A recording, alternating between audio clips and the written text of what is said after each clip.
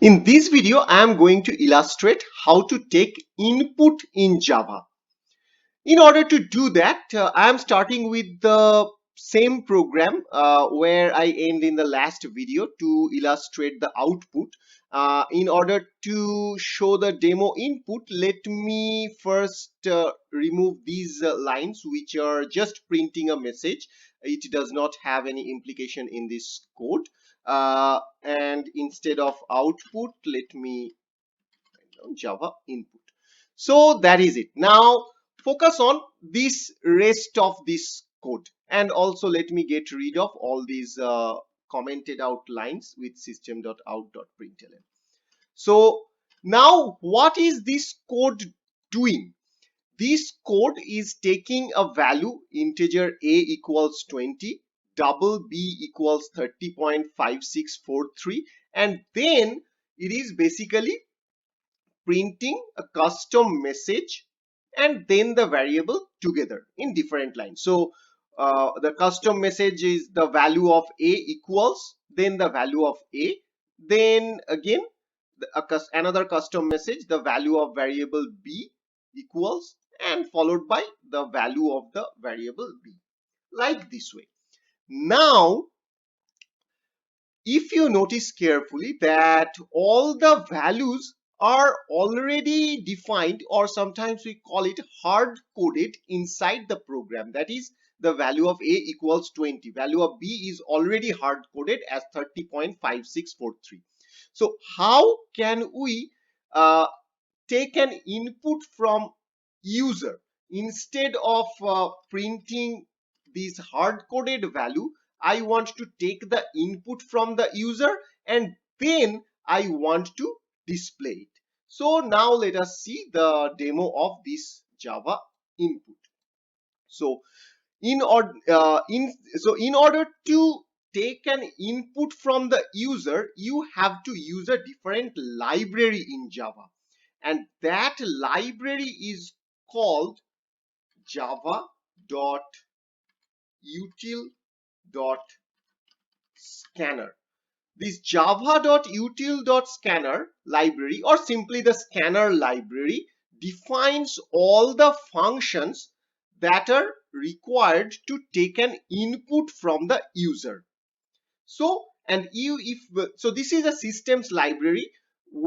This is, in our case, it is already defined inside the Java compiler, in this Java Online compiler already by the system wherever it is running. And if you are using if you have installed your own Java in your machine, when you have installed, these library have been already installed when you have installed Java.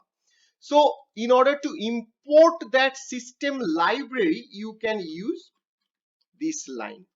So just in your Java code, use this line, import, followed by a library name to import any type of system library that have been already installed.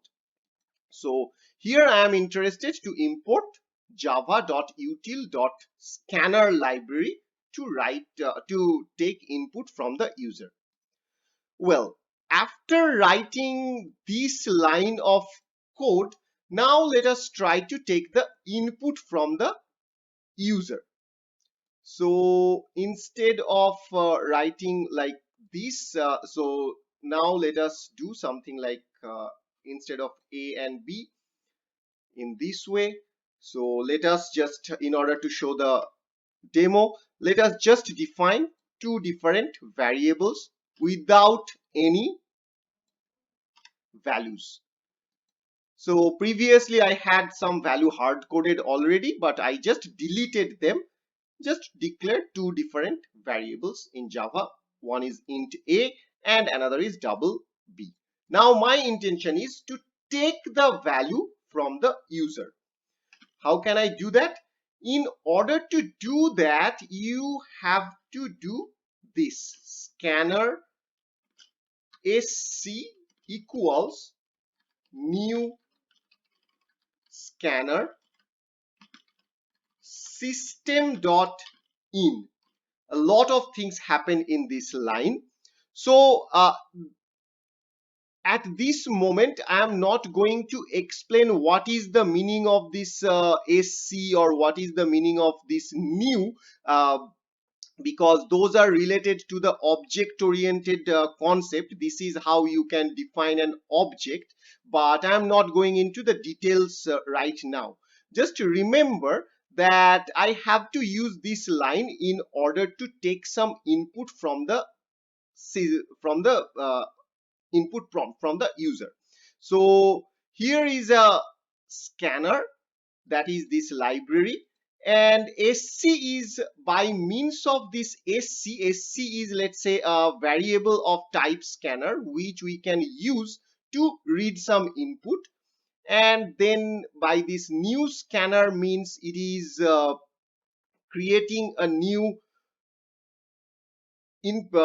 thing to take the input from the user, and from where the user will take the input, from where the program will take the input from the user, that is system.in. The system.in basically depicts the command prompt where you can write something, where the user can write something. So this line you have to use from to take the input from user, that is scanner. Then SC, this variable can change your name. You can give any name. Uh, this is SC and followed by new scanner system.in inside the parenthesis. All right. Now after you write this line and prepare, now you can use this SC, which is a variable of scanner type, to take some input from the user. How can you do that? So you have to use this sc dot next function.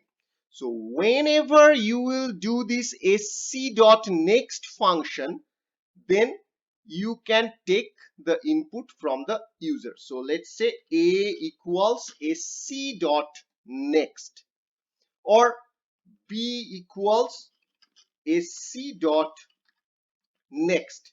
So next is a function inside this sc that you can use to take some input from the user. And the dot next then parenthesis, it means it will take until the next line is reached. That is, it will take the input until the user hit an enter. So let us run this program and let us see whether it runs properly or not. If it runs properly, as you can see, it will take an input from the user and will store inside A. Then it will take an input from the user and it will store it inside B. And after that, everything is just like the previous video. It will print the value of A equals the whatever value will be specified by the user, and value of variable B, whatever value will be specified by the user. So now let us run this program and let us see whether it runs properly or not. So now as you can see, there is an error in the program. So what is that error? Now always you have to remember that whenever Java reads something from the user using this sc.next function, then it reads in the form of plain text, just as a normal string. Now it is your responsibility to convert that plain text or that string to the proper data type inside which you want to read that input. For example, I want to read the first input of the user inside an integer type variable, right? So what do I need to do?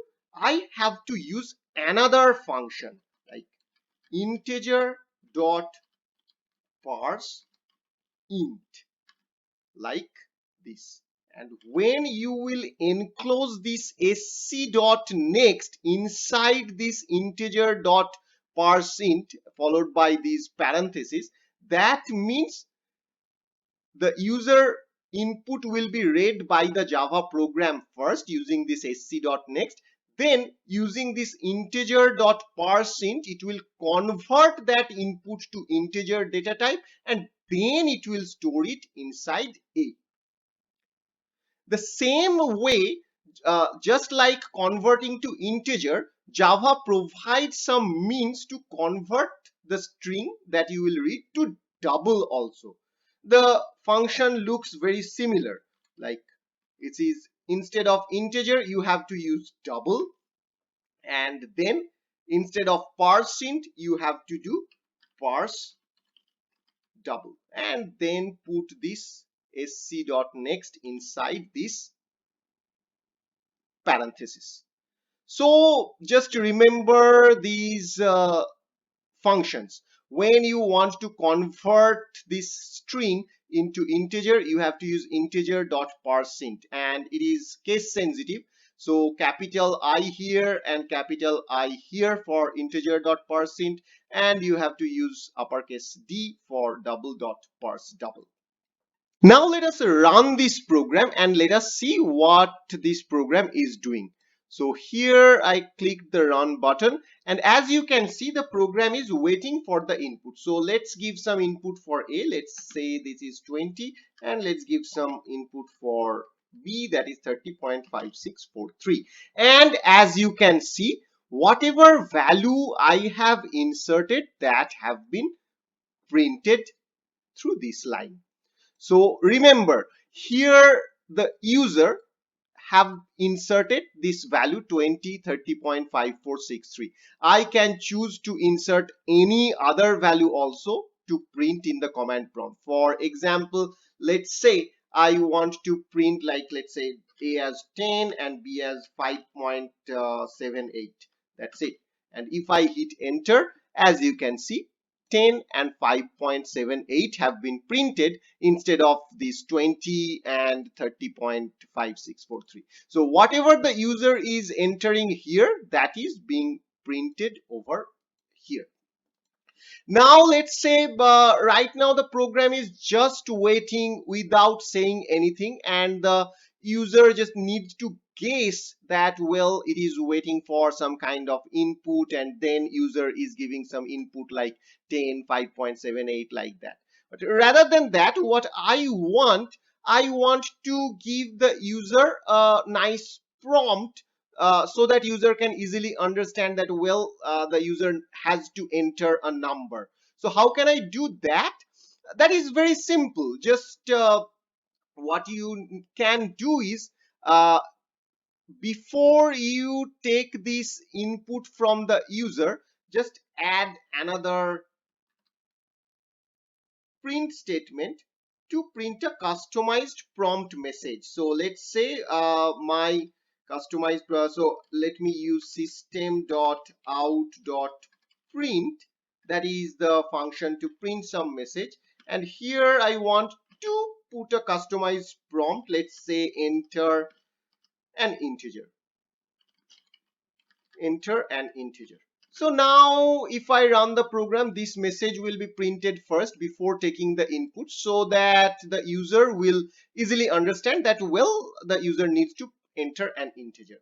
And not only that, so if I want to take like two different integers, so sorry, this one is double, so let me write enter a double, enter a double, or like this. So right now, but first the program will ask for an integer, take the integer, store in A, then it will ask for a double, and it will take the double from the user as input, store in B, and then it should print those values. So let us run it and let's see how the program behaves. So here I'm hitting the run button, and now as you can see, the program is waiting. So let's put like 10, then let's say 5.89, and now if I hit enter, it is printing all the messages. So now the program is much better. First, it is asking for an input, enter an integer with a nice prompt, and then it is waiting for the user input. User enter 10. Then it is asking another nice prompt, that enter a double through this system.out.print statement, and it is again waiting for the user input, and whenever the user enter 5.81 it is taking the input, storing in B, and after that it goes to this line through which it is printing the value of A equals 10 and the value of B equals 5.49. So this is how you can manage input in Java. Now, if you are coming from a C++ or Python background, taking an input is not that hard. But when you are working in Java and if you want to take an input, remember you have to use a different library called scanner and all these different things that I have shown as a demo. This is all about the input and output in Java program.